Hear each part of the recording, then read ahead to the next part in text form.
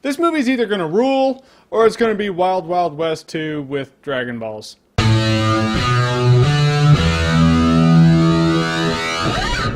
Jonah Hex. Or Wild Wild Hex.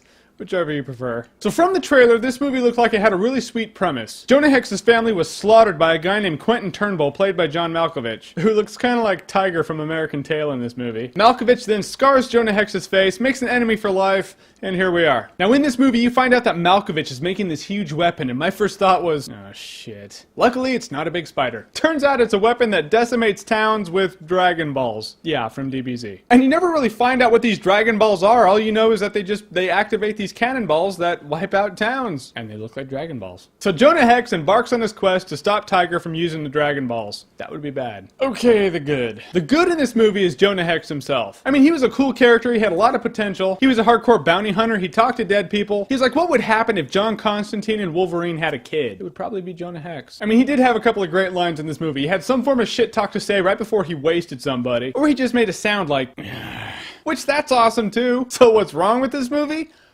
Everything else? I mean, to be honest, and I don't know if this actually happened, but this movie feels like it was filmed to be rated R, and then after it was already filmed, it was decided that it was going to be PG-13. So then they scrambled to edit this rated R movie to be PG-13. So then we have this movie that feels like this edited for television version of a movie, with choppy cuts and really quick edited death scenes, and a runtime of, get this shit, 75 minutes. I mean, when an episode of Star Trek The Next Generation is a mere 15 minutes shorter than your movie, something's not right with the world. And Megan Fox, okay. I know it's the in thing to bash Megan Fox, we all do it a lot, shit, I can't do it enough. But whenever I see a movie with her in it, I'm reminded as to why. Granted, she is awesome to look at, I mean, she is way too hot. That being said, she's not a great actress, she's not a good actress, she's not even kind of okay on the weekends. I mean, her southern accent sounds like phone sex voice. Watch the trailer, you'll see. I swear to God, all 3 scenes she was in, I felt like I had to pay $4.98 a minute for each of them, which would explain why ticket prices are so high. Damn you, Megan Fox. She does not matter in this movie. There's no reason for her to be in this movie, but then I realized there's no reason for the rest of the supporting cast to be in there either. It's a movie of useless people. This movie feels rushed and choppy. It's like everyone who worked on it didn't give a shit to make a decent movie. So do not give them your money. Go watch Toy Story. If Woody doesn't give you your Western fix,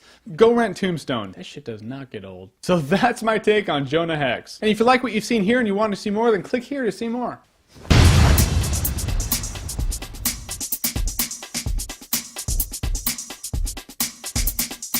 I'm totally going to start doing that when people say my name now. Hey, Jeremy.